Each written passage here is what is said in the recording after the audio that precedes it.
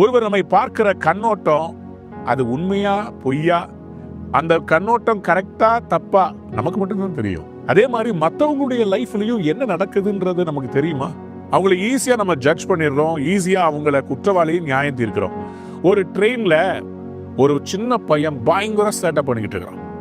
பெரியவங்க உட்காந்துருக்கிறாங்க, அவங்க பக்கத்துல போய் வவ்வான்றான். இந்த பக்கம் ஒருத்தர் உட்காந்துருக்கிறாரு, அவருடைய பேகை பிடிச்சி இழுக்கிறான். பேக்ல என்ன தூக்கி வச்சிருக்கிறீங்க அப்படின்னு கேட்கறான். எல்லாருக்கும் அந்த பையனை பார்த்தா டிஸ்டர்பன்ஸா இருக்கு. அவன் பாட்டுக்கு அந்த கம்பார்ட்மெண்ட்டுக்குள்ள பைக் ஓட்டுறேன்னு சொல்லி தூங்குறவங்க பக்கத்தெல்லாம் போயிட்டு டிர் டிர் டிர் அப்படின்றான். எல்லாரும் அந்த பையனை பார்த்து எரிச்சல் அடைஞ்சிட்டாங்க. கோவம் எல்லாத்துக்கும். அவங்க அப்பா ஜன்னல் பக்கத்துல உட்காந்துக்கிட்டு அப்படியே வெளியே பார்த்துக்கிட்டே இருக்கிறார். எல்லாருக்கும் ஒரே டென்ஷன் என்னன்னா, இந்த அப்பா பிள்ளைய சரியா வளர்க்கல. சரியான டென்ஷன். எல்லாரும் அந்த அப்பாவை திட்டிகிட்டே இருந்தாங்க. ஒரு பெரியவர் ஏன்ச்சாரு, தாங்க முடியல, நேரா வந்தாரு. தம்பி, நீங்க பண்றது ரொம்ப தப்பு, உங்க பையனை கண்டிச்சு வைக்க கூடாது, எல்லாரையும் டிஸ்டர்ப் பண்ணிட்டு இருக்கிறானே. இந்த அப்பா ஒரு நிமிஷம் அப்படியே எதுல இருந்தோ தெளிஞ்ச மாதிரி ஏம்பி அந்த பெரியவரை பார்த்து சொன்னார், ஐயா தயவுசெய்து மன்னிச்சிருங்க, என் மகன் அவங்க அம்மாவை இறந்தது தெரியாம அவன் விளையாடிட்டு இருக்கிறான். இப்பதான் ஹாஸ்பிட்டல்ல என் மனைவி இறந்துட்டாங்க, அவங்க பாடியை கொண்டு வந்துட்டு இருக்கிறாங்க, நான் சீக்கிரமா போய் வீட்டை ரெடி பண்றதுக்காக போயிட்டு இருக்கிறேன். என் மனைவி இறந்தது தெரியல, அவன் பாட்டுக்கு விளையாடிட்டு இருக்கிறான், என் மனசு உடைஞ்சிருக்குதுயா அப்படின்னா. அந்த தகப்பன் சொன்னதை கேட்ட உடனே அந்த கம்பார்ட்மெண்ட்ல இருந்த அத்தனை பேருடைய பெர்ஸ்பெக்டிவ் மாறிடுச்சு. இதுவரைக்கும் நியூசன்ஸா பார்த்த அந்த பையனை எல்லாரும் பாவமா பாக்குறாங்க. பாட்டியம்மா தூக்கி வச்சு அந்த பையனை கொஞ்சுறாங்க. அது பெரிய ஒரு பேகை திறந்து உள்ள இருந்து பிஸ்கெட் எடுத்து கொடுத்தாரு. அந்த முதியவர் அவனை தூக்கி தான் தோல்ல வச்சு அவனுக்கு விளையாட்டு காமிச்சார். ஒருத்தருடைய லைஃப்ல என்ன கடந்து போறாங்கன்றது தெரியாம ஈஸியா அவங்கள நம்ம ஜட்ஜ் பண்ணிடுறோம்ல, அவங்களுக்கு விரோதமா நம்ம பயங்கரமா பேசிடுறோம்ல. இப்போ அந்த கம்பார்ட்மெண்ட்ல இருக்கிறவங்க எல்லாரும் அந்த தகப்பனுக்கும் அந்த பையனுக்கும் விரோதமா பேசுனது எவ்வளோ தப்புன்றத உணர்ந்தாங்க.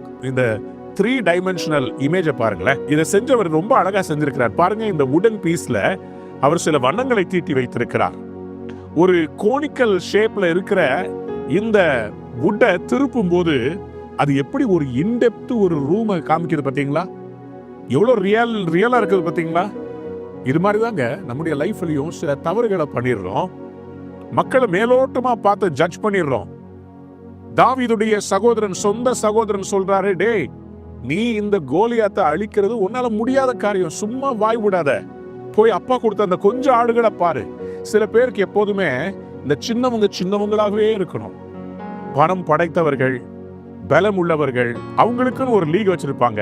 அடியில இருந்து எழும்பி வர்றவங்க மேல வர்றது அவங்களுக்கு பிடிக்காது. அவங்களை என்னைக்குமே பிச்சைக்காரங்களா தான் பார்ப்பாங்க, அவங்களை என்னைக்குமே நிராகரிப்பாங்க. மெஜாரிட்டியா இருக்கிறவங்க மத்தவங்கிட்ட சொல்லுவாங்க, அவன் தவறானவன், இவன் கெட்டவன் அப்படின்னு சொல்லி அவனை ரைட் ஆஃப் பண்ண பார்ப்பான். ஆனா ஆண்டவர் எப்படிப்பட்டவர் தெரியுமா? முழு இஸ்ரவேலும் தாவீதுக்கு விரோதமாக சவுல் பேச்சை கேட்டு துரத்துன அதே இஸ்ரவேலர் மறுபடியுமாய் தாவீது கிட்ட வந்து சொன்னாங்க, நீர்தான் எங்களுக்கு ராஜாவாக வேண்டும் என்று அவங்க கேட்டுக்கொண்டாங்க. அப்போதே எங்களுக்கு தெரியும் கடவுள் உண்மைதான் தெரிந்தெடுத்தாருன்னு. எனக்கு அன்பான தேவனுடைய பிள்ளைகளே, இன்றைக்கு உங்களை சில தவறாக புரிந்து கொண்டு உங்க மேல தீர்ப்பு செலுத்தி வருகிறார்களா? உங்களை நன்றாய் அறிந்தவர் ஒருவர் இருக்கிறார். அவர் யார் தெரியுமா? நல்ல மேய்ப்பன். யோவான் 10ஆம் அதிகாரத்திலே 15ஆம் வசனத்தை நீங்க வாசித்து பார்க்கும்போது ஆங்கிலத்திலே 14ஆம் வசனம் இப்படியாக சொல்கிறது, I know my sheep and my sheep knows me. தமிழ்ல 15ஆம் வசனத்துல, நான் என்னுடையவைகளை அறிந்தும் என்னுடையவைகளால் அறியப்பட்டும் இருக்கிறேன். I know them, I know my sheep.